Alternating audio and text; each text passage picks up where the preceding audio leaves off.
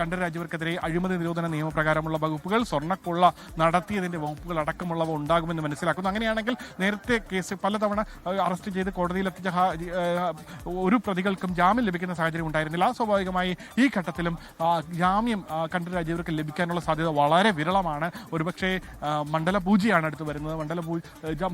മകരവിളക്കാണ്. മകരവിളക്ക് ഘട്ടം എന്നൊക്കെ പറയുന്നത് തന്ത്രിയുടെയൊക്കെ സ്ഥാനം വളരെ ഏറ്റവും നിർണായകമാണ്, മുൻ തന്ത്രിയാണെങ്കിൽ പോലും. അപ്പോഴും ആ ഒരു തന്ത്രിയുടെ സാന്നിധ്യമില്ലാതെ ശബരിമലയിലെ ഇപ്പോൾ ഉദ്യോഗസ്ഥർ പുറത്തേക്ക് ഇറങ്ങുന്നുണ്ട്. ഒരുപക്ഷെ കുറച്ച് സമയമായി നടപടിക്രമങ്ങൾ, അതായത് ഉദ്യോഗസ്ഥർ റിമാൻഡ് റിപ്പോർട്ട് അടക്കം തയ്യാറാക്കി അതുമായി ബന്ധപ്പെട്ട് അഡ്വക്കേറ്റുമായി ഉദ്യോഗസ്ഥർ ഇപ്പോൾ വീണ്ടും പുറത്തേക്ക് ഇറങ്ങുന്നു. ഒരുപക്ഷെ പ്രജിൻ ഇപ്പോൾ ഉടൻ ഒരുപക്ഷെ കണ്ഠരര് രാജീവരുമായി സംഘം ഇവിടെ നിന്ന് SIT സംഘത്തിന്റെ ഇഞ്ചക്കലുള്ള ആസ്ഥാനത്ത് നിന്ന് പോകാനുള്ള സാധ്യതയുണ്ട്. എന്തായാലും പലതരത്തിലുള്ള കൂടിയാലോചനകൾ ഈ തയ്യാറാക്കുന്ന റിമാൻഡ് റിപ്പോർട്ടിന്റെ പരിശോധനകളെല്ലാം ഇവിടെ നടക്കുകയാണ്. അതിന് ഒരു പഴുതുമില്ലാതെ റിമാൻഡ് റിപ്പോർട്ട് തയ്യാറാക്കുക, ഏതെങ്കിലും രീതിയിലുള്ള ചോദ്യങ്ങൾ കോടതിയുടെ ഭാഗത്തുനിന്ന് ഉണ്ടാകാതിരിക്കാനുള്ള കൃത്യമായ നിയമവശങ്ങൾ കൂടി പരിശോധിക്കൊണ്ടുള്ള റിപ്പോർട്ടായിരിക്കും സമർപ്പിക്കാൻ സാധ്യതയുള്ളത്. കാരണം ഈ പറഞ്ഞതുപോലെ ഇവിടെ ഒരു വീഴ്ച പറ്റിയാൽ അത് വലിയ വിമർശനങ്ങൾക്ക്, നേരത്തെ പല ഘട്ടത്തിലും ഈ പ്രതിപക്ഷ നേതാവ് അടക്കം ഉന്നയിച്ച ആരോപണങ്ങൾ, SITക്കെതിരെ ഉന്നയിച്ച ആരോപണങ്ങൾ ഈ അന്വേഷണ സംഘത്തിന്റെ വിവരങ്ങൾ ചോർത്തി സർക്കാരിന് നൽകുന്നു, സർക്കാരിന്റെ ചില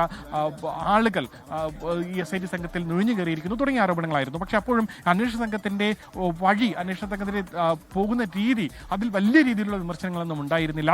ഈ വൈകുന്നു എന്നുള്ള കാര്യം പറയുന്നതല്ലാതെ ഇതുമായി ബന്ധപ്പെട്ട വലിയ വിമർശനങ്ങളൊന്നും അന്വേഷണ സംഘത്തിന്റെ നടപടിക്രമങ്ങളിൽ ഉണ്ടായിരുന്നില്ല. അതുകൊണ്ട് തന്നെ ഉണ്ണികൃഷ്ണൻ പൊറ്റിയെ മുതൽ ഇപ്പോൾ കണ്ഠരര് രാജീവ് വരെ എത്തി നിൽക്കുന്ന ഈ അറസ്റ്റുകളിൽ ഏറ്റവും നിർണായകമായ അറസ്റ്റ് കണ്ഠരര് രാജീവരുടെ തന്നെയാണ്.